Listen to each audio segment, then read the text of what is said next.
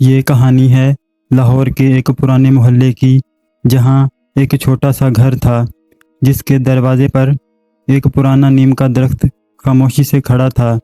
وہ درخت اس گھر کے دکھوں اور خوشیوں کا گواہ تھا۔ اس گھر میں رہتی تھیں صفیہ بیگم، جو کہ ایک بیوہ خاتون تھیں۔ انہوں نے اپنی جوانی میں اپنے شوہر اختر حسین کے ساتھ سادہ مگر محبت بھری زندگی گزاری۔ ایک دن اچانک دل کے دورے نے ان سے وہ سایہ چھین لیا۔ اس حادثے کو 10 برس گزر چکے تھے، مگر ان کی آنکھوں میں اب بھی وہ صبح تازہ تھی جب اختر حسین نے زندگی کو الوداع کہا۔ صفیہ بیگم کے 3 بچے تھے، ناصر، عدنان اور ماریہ۔ ناصر سب سے بڑا، سمجھدار، ذمہ دار اور اپنے باپ کا عکس تھا۔ اس نے جوانی میں ہی نوکری سنبھال لی تھی تاکہ گھر کا نظام چل سکے۔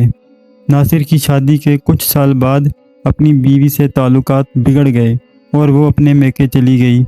صفیہ بیگم نے بیٹے کی آنکھوں میں کئی بار بے آواز دکھ دیکھا، مگر بیٹے کی مردانگی کو ٹھیس نہ پہنچے، اس لیے انہوں نے کوئی بات نہیں کی۔ عدنان 20 برس کا ایک نوجوان تھا جو ابھی اپنی تعلیم میں مصروف تھا، اور ماریہ سب سے چھوٹی تھی اور ایک سکول میں پڑھاتی تھی۔ سب اپنی اپنی جگہ زندگی سے لڑ رہے تھے، لیکن ایک دوسرے کی سانسوں کا سہارا بھی تھے۔ یہ اس دن کی بات ہے جس دن صبح کے لمحات کچھ زیادہ ہی پرسکون تھے۔ سورج کی کرنیں ابھی زمین پر بکھری نہیں تھیں، مگر صفیہ بیگم جاگ چکی تھیں۔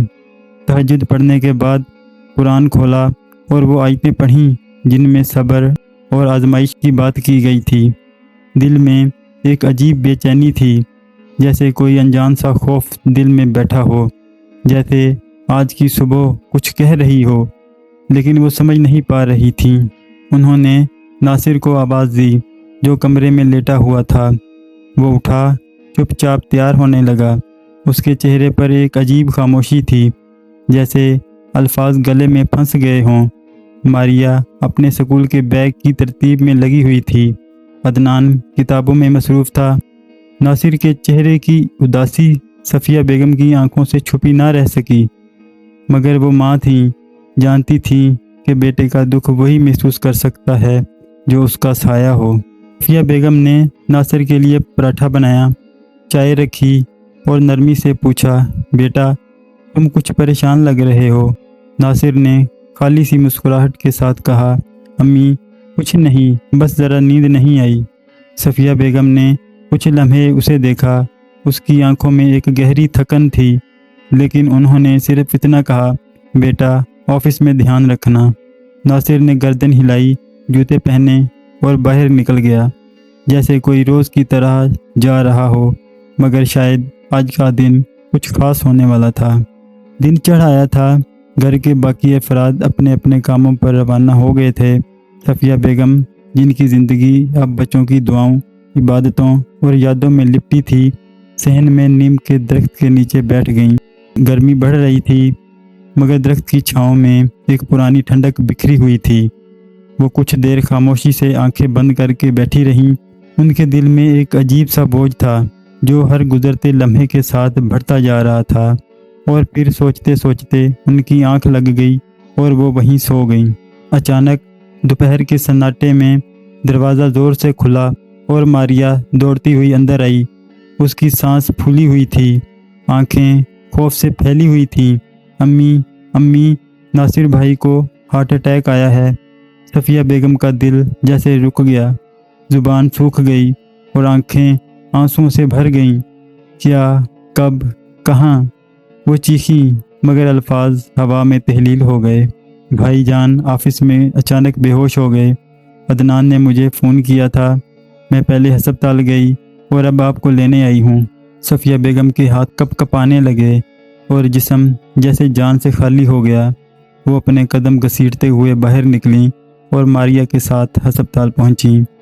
ہسپتال کی سفید دیواروں، دوڑتے قدموں اور ایمرجنسی کے دروازے کے پیچھے سے آتی آوازوں نے دل پر پہاڑ رکھ دیا تھا۔ عدنان ہسپتال کے باہر کھڑا تھا، آنکھیں سرخ، چہرہ زرد۔ امی، ناصر بھائی کی حالت نازک ہے، ڈاکٹر نے کہا ہے کہ اگلے چند گھنٹے بہت اہم ہیں۔ صفیہ بیگم نے دیوار کا سہارا لیا۔ وہ آنکھیں جو برسوں سے دعاؤں میں مصروف تھیں آج بے بس نظر آنے لگیں۔ وقت جیسے رک گیا تھا، نہ آنکھوں کے آنسو تھمتے نہ دل کی دھڑکن۔ 3 گھنٹے بعد ایک ڈاکٹر باہر آئے۔ انہوں نے بس اتنا کہا، ہم نے ہر ممکن کوشش کی لیکن ہم ناصر کو نہیں بچا سکے۔ صفیہ بیگم کی چیخ ہر کونے میں گونجی، جیسے کسی ماں کی روح نکل گئی ہو۔ وہ چیخ جس میں صبر نہیں، صرف فریاد تھی، وہ چیخ جو سننے والا ہر دل توڑ دیتی ہے۔ ناصر جو صبح ماں سے وعدہ کر کے نکلا تھا کہ شام کو جلدی آئے گا، وہ کبھی واپس نہ آیا۔ جنازہ گھر پہنچا تو گلی ساکت ہو چکی تھی۔ وہ درخت جس کی چھاؤں میں صفیہ بیگم بیٹھا کرتی تھیں آج خالی خالی لگ رہا تھا۔ ماریہ زمین پر بیٹھ گئی۔ عدنان دیوار سے ٹیک لگا کر خاموش کھڑا رہا۔ ناصر کی بیوی جو کچھ دنوں پہلے ناراض ہو کر میکے گئی تھی، جب وہ واپس آئی تو بس خالی بستر کو دیکھتی رہ گئی۔ وہ بستر جہاں ناصر بیٹھ کر اپنی بیوی کی شکایات سنتا مگر خود کبھی کچھ نہ کہتا۔ صفیہ بیگم ساری رات بیٹے کی قمیض کو سینے سے لگائے بیٹھی رہیں جس میں ناصر کی خوشبو بسی ہوئی تھی۔ بیٹا، تم نے کہا تھا کہ شام کو جلدی لوٹ آؤں گا۔ تم نے جھوٹ بولا بیٹا، تم ادھورا وعدہ کر کے گئے۔ دن گزرتے گئے مگر وقت جیسے رک گیا تھا۔ اس گھر میں اب وہ ہنسی نہیں رہی تھی جو صبح کے وقت چائے کے کپ کے ساتھ گونجا کرتی تھی۔ وہ چہرے نہیں تھے جو ماں کی دعاؤں پر مسکرا دیتے تھے۔ وہ درخت بھی جیسے سوگوار ہو گیا تھا اور اس کی ٹہنیاں بھی خالی خالی سی لگنے لگی تھیں۔ ناصر کی غیر موجودگی نے سب کچھ بدل دیا تھا مگر سب سے زیادہ وہ ماں بدلی تھی جو دن میں کئی بار دروازے کی طرف دیکھتی جیسے ناصر آ جائے گا۔ وہ ہر رات اس کی قمیض کو گلے لگا کر سو جاتی اور ہر صبح دعا کرتی، یا اللہ میرے بیٹے کو جنت میں جگہ دے اور ہمیں اس کا صبر عطا فرما۔ آپ کو ہماری یہ کہانی ادھورا وعدہ کیسی لگی؟ برائے مہربانی کمنٹس میں اپنی رائے کا اظہار ضرور کریں، اور اگر آپ کو یہ کہانی پسند آئی ہے تو ہمارے چینل گلابی کہانی کو سبسکرائب کریں اور ویڈیو کو لائک کریں۔ شکریہ۔